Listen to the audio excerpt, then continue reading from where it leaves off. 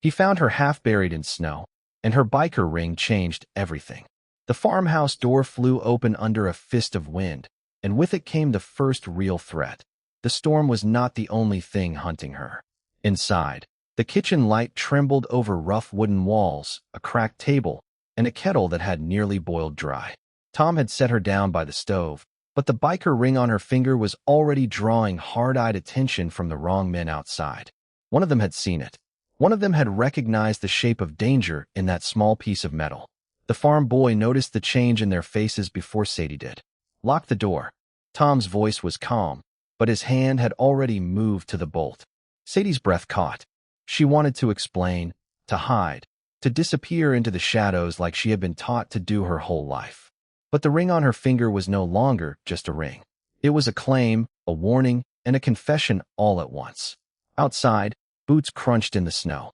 A man called her name through the boards, not kindly, not by accident. Tom stepped between Sadie and the door. He did not ask permission. He did not wait for the storm to soften.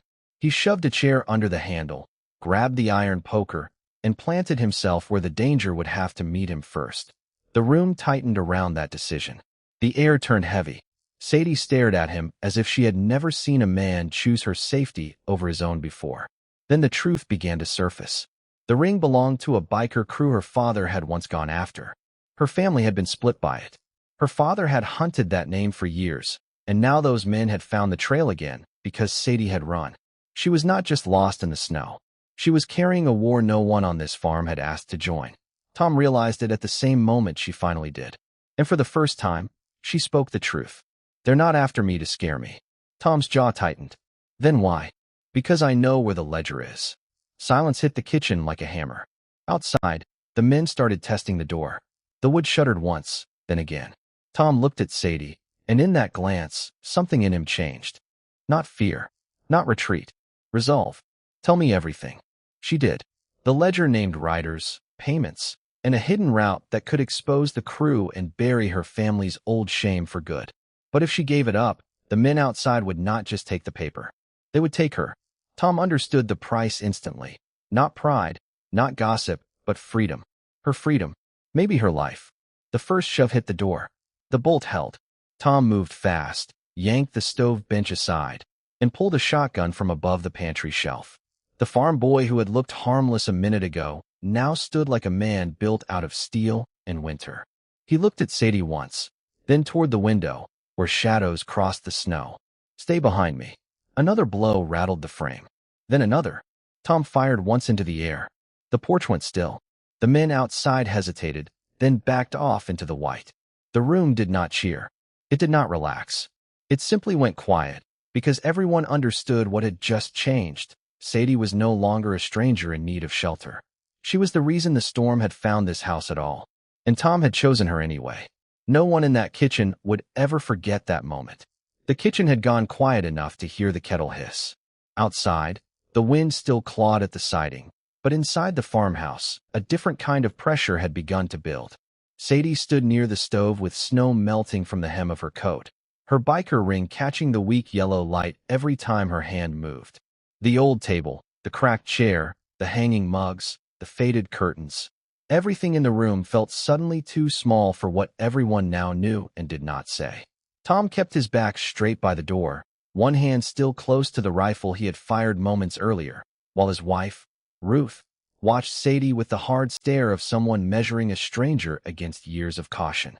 Nobody asked the obvious question out loud, because the answer was already sitting in the room with them. Then Ruth broke the silence. "You brought trouble here." Sadie's jaw tightened, but she did not look away. The insult landed like a shove, and for one sharp second the room seemed to shrink around her. Tom's son, Eli, shifted beside the table, torn between fear and curiosity, because he could feel the truth of it. Sadie was not just a lost girl anymore. She was proof that the storm had a story, and that story had followed her to their door. Tom set the rifle down slowly. Enough. It was one word, flat and final, and it changed the air in the room. Ruth's face hardened at the defiance, because she had spent years keeping that house in order by fear, by routine, by silence. But Tom had already chosen a different order, and now everyone could feel the cost of it.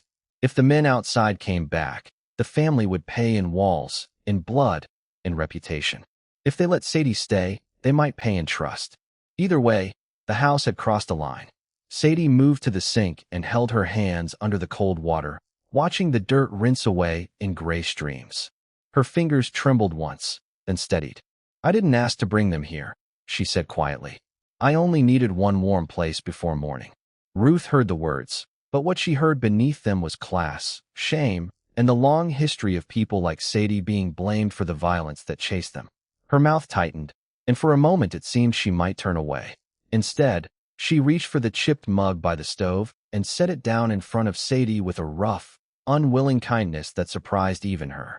The gesture was small, but it split the room open. Tom saw it. Eli saw it. Sadie saw it too. The room went still again.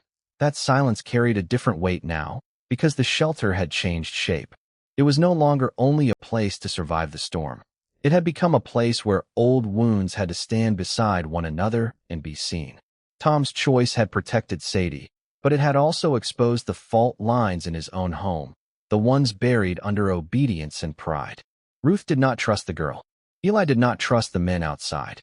And Sadie, for all her grit, suddenly understood that the farmhouse was not as safe as its warm light suggested. Then the floorboards creaked at the front room. Everyone turned. A shadow moved past the frosted window, slow and deliberate, and the memory of the men outside returned all at once. Tom's hand went back to the rifle. Ruth pulled Eli closer. Sadie stared toward the door, her breath caught tight in her chest, because whatever was coming next had just made the house smaller than fear. And this time, the knock was from inside.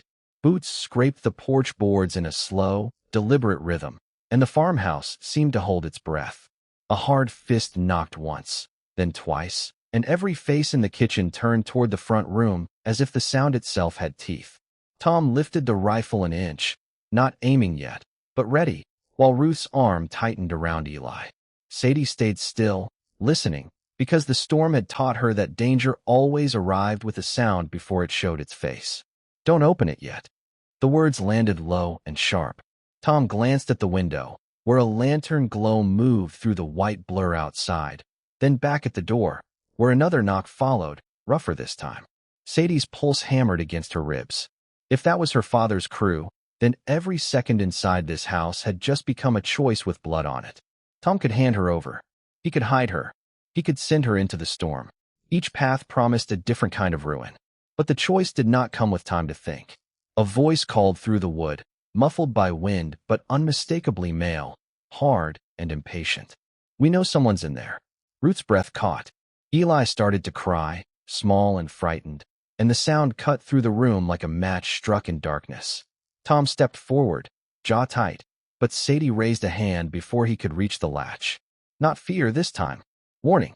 Her gaze had fixed on the frosted glass, where three dark shapes now stood beyond the porch rail, shoulders hunched against the snow, boots planted wide like men who expected obedience. Tom understood at once that they were not here to ask. Sadie moved first. She crossed to the back of the kitchen, opened the narrow cupboard under the sink, and reached behind a stack of old jars. Her fingers found the biker patch she had hidden earlier, the one that could prove who she was and why they had come. Ruth stared, shocked by the sudden certainty in the girl's hands. Then Sadie tucked the patch into her coat and turned back toward the room with a face that had gone strangely calm. "They're here for me," she said. The truth changed the air.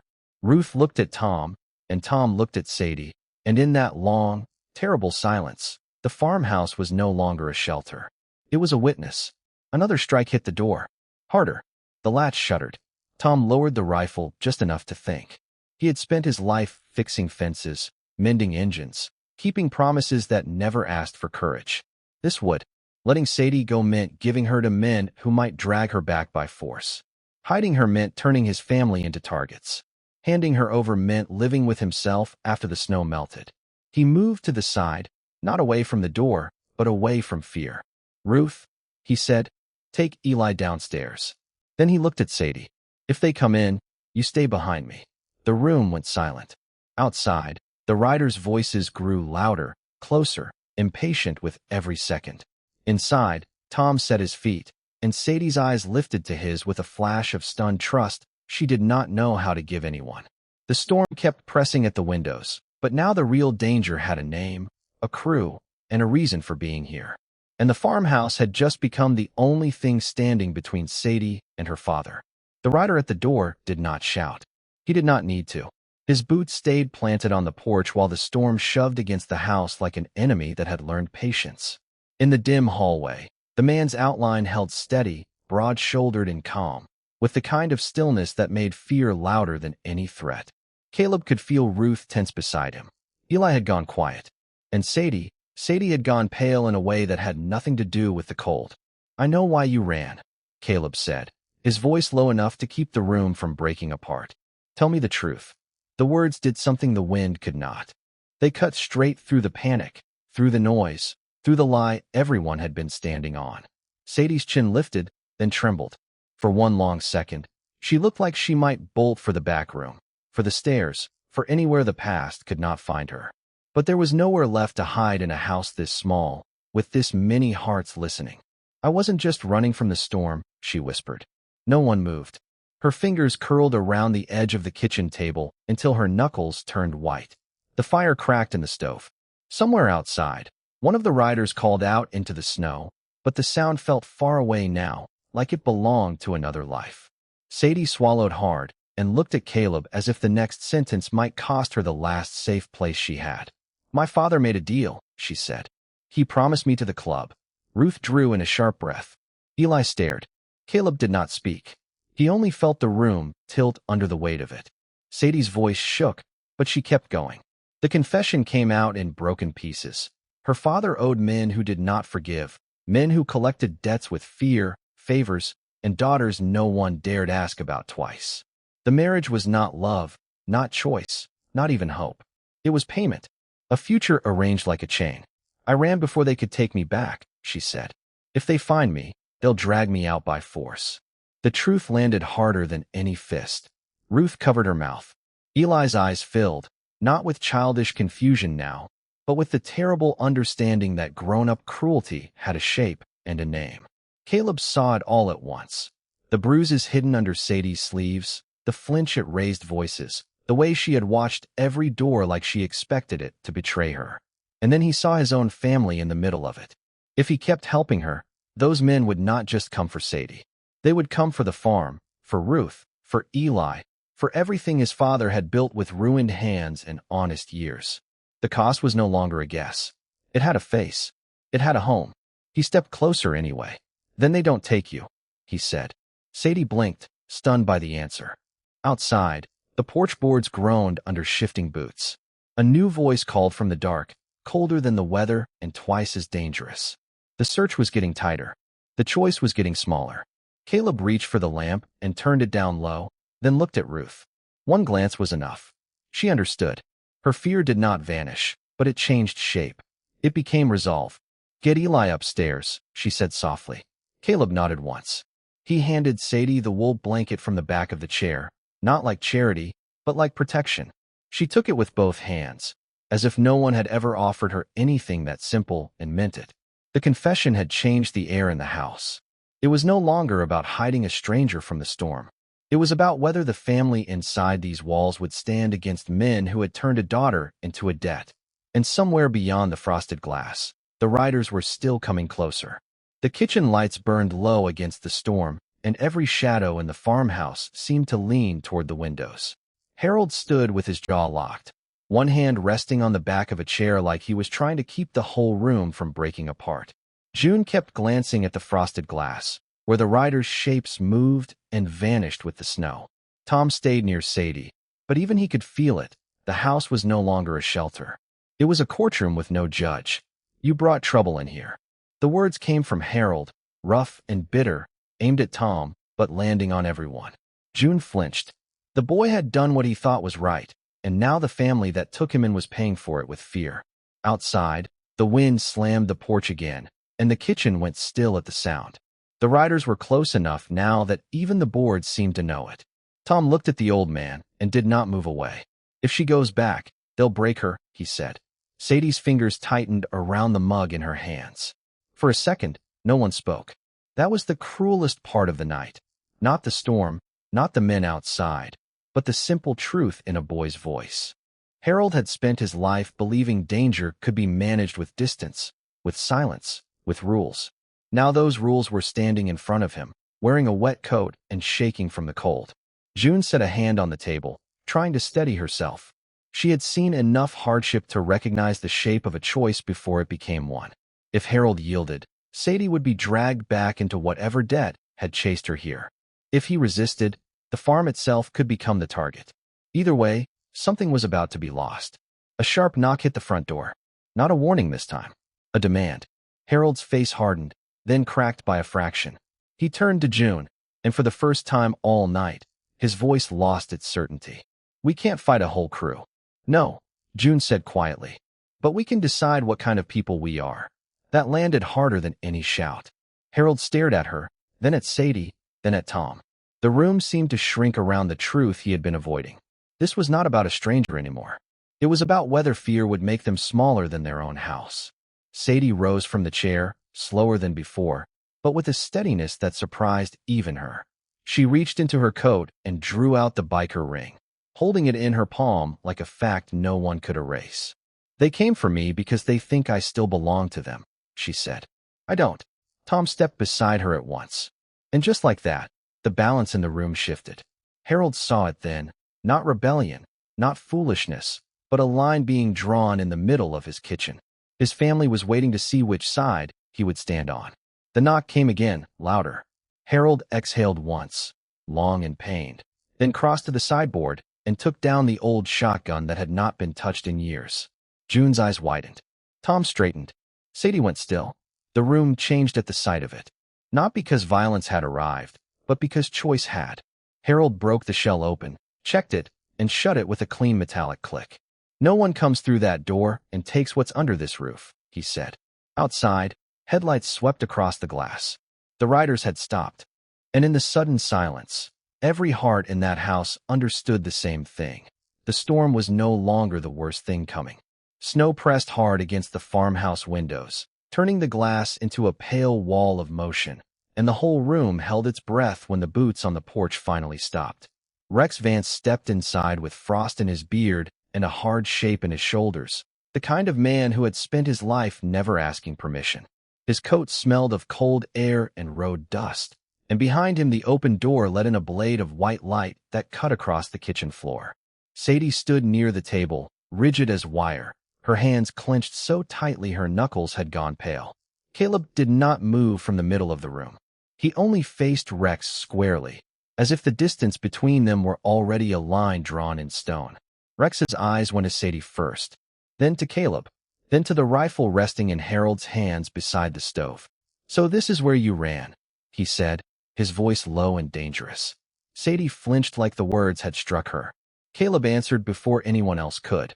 "She didn't run from nothing. She ran from you." The room went still. Rex's jaw tightened. "You don't know what kind of trouble she belongs to." "I know enough," Caleb said. "No one belongs to a man who sells her future before she can speak for herself." Rex took one step forward, and the porch boards groaned behind him as if the house itself warned him to stop. He was not loud, but there was violence in the way he held himself, a pressure that made the air feel thinner. Sadie's mother had once told her that some men did not need to shout to make a room afraid. Rex was one of them. Then Sadie lifted her chin. "I was 14 when you said the debt mattered more than me," she said, and her voice shook only once. "You called it sacrifice. I called it being traded." Rex stared at her as if the words had landed in a language he did not want to understand. "That money kept this family alive." "No," Sadie said. "It kept your pride alive." Caleb looked at her then, really looked, and something in his face changed. Not surprise. Recognition. The kind that came when pain finally found its own shape. Rex's hand flexed at his side. For one terrible second, it looked as if he might step toward her. Harold shifted beside the stove, and the click of the rifle settling in his grip sounded louder than thunder. Not a threat. A boundary. "Don't," Harold said. Rex stopped. Outside, another set of headlights washed over the frosted glass, then turned away. The riders had not left. They were waiting, patient as wolves. Rex followed the light to the window, and for the first time, doubt crossed his face. Not fear. Something colder. The realization that the world he had controlled was no longer obeying him. "I came to take my daughter home," he said. Sadie laughed once, and it broke halfway into grief. Home. The word hung between them like a wound. Then Caleb did the one thing no one in that room expected. He reached for the ledger on the table, opened it, and held it up where Rex could see the figures written in black ink. Names, dates, payments, a chain made of paper. "This is what you brought with you," Caleb said. "Not a family, a debt." Rex's face hardened again, but the room had already shifted. Sadie saw it first. The old fear was still there, but it was no longer alone. Beside it stood something else now, choice. And for the first time in her life, she did not step back from her father. The silence that followed was deeper than the storm. Then Rex spoke, and the question in his voice was almost worse than rage. "If I walk out of here empty-handed, what do you think they'll do to us all?" No one answered right away, because now the danger had changed. It was no longer only about what Rex wanted. The farmhouse door groaned as the wind shoved against it, and for one long second nobody moved. Rex Vance stood in the doorway with snow clinging to his coat and ice in his beard, but his eyes were not on the room. They were on the silence, on the faces, on the way Sadie had stepped back from him without shaking. He had come here expecting obedience. Instead, he found a daughter who no longer looked afraid to be seen. Outside, the blizzard swallowed the road, and inside, the warmth of the kitchen felt too small for the truth pressing down on it. Rex's men could not force their way through the storm without risking all of them. If he left empty-handed, the men waiting beyond the ridge would read it as weakness. If he stayed, he would have to speak like a father, not a king. And that was the one thing he had never learned how to do. "Come with me," he said at last, quieter than anyone expected. The words landed hard. Harold's hand tightened on the chair. Marta drew a slow breath. Sadie did not answer right away, because for the first time, the choice was no longer being made for her. She looked at the floor, then at the man who had spent years turning love into command, and something in her expression changed. "I'm not a package to be taken," she said. Rex flinched as if she had struck him. A sharp silence filled the room. The fire snapped. Wind hissed against the glass. Even the men by the door held still, waiting for the next order, the next threat, the next act of power. But Rex did not move. For once, the cold steel in him seemed to buckle under something weaker and stronger at the same time. Shame. Then the truth came out, not in a shout, but in a broken sentence. He had not come only for Sadie. He had come because the men behind him had already decided what she was worth, and if he failed to bring her back, they would take that failure out on the farm, on Harold, on anyone standing in his way. The debt was not just money. It was blood. Marta took one step forward. "Then say that." Rex's jaw worked. His pride fought his fear, and for the first time in his life, he lost the fight. He looked at Sadie, really looked at her, and saw the years he had buried under money, threats, and silence. He saw a daughter hardened by being treated like leverage. He saw that every cruel order had brought him here. "Go with him," Harold said suddenly. Sadie turned toward him, stunned. Harold's voice was rough, but steady. "Not because he owns the answer. Because this ends now." Rex's head lifted. That was not the surrender he expected. It was worse. It was a judgment. Sadie's breath caught. She understood at once what Harold was risking. If she walked out with Rex, the farm might survive the night. If she stayed, the men outside could bring ruin before morning. But if she left on Rex's terms, she would be giving up her voice again. The price was no longer only safety.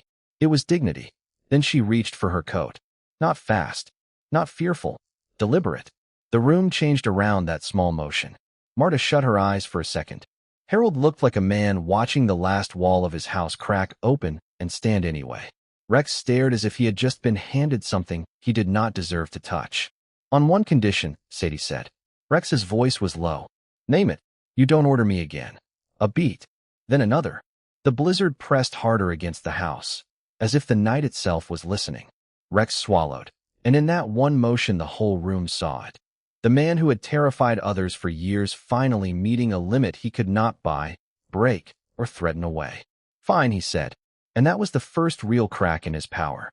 By dawn, the storm had burned itself thin, leaving the farmhouse wrapped in a pale, uneasy quiet. Snow still clung to the windows in ragged sheets, but the wind had lost its teeth, and with it came the strange feeling that the house had survived something bigger than weather.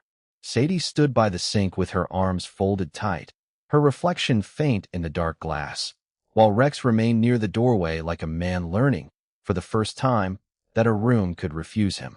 No one spoke until the old clock in the hall struck the hour, sharp and plain as a verdict. Then the world outside seemed to change its mind. The road was opening. Mara was the first to move.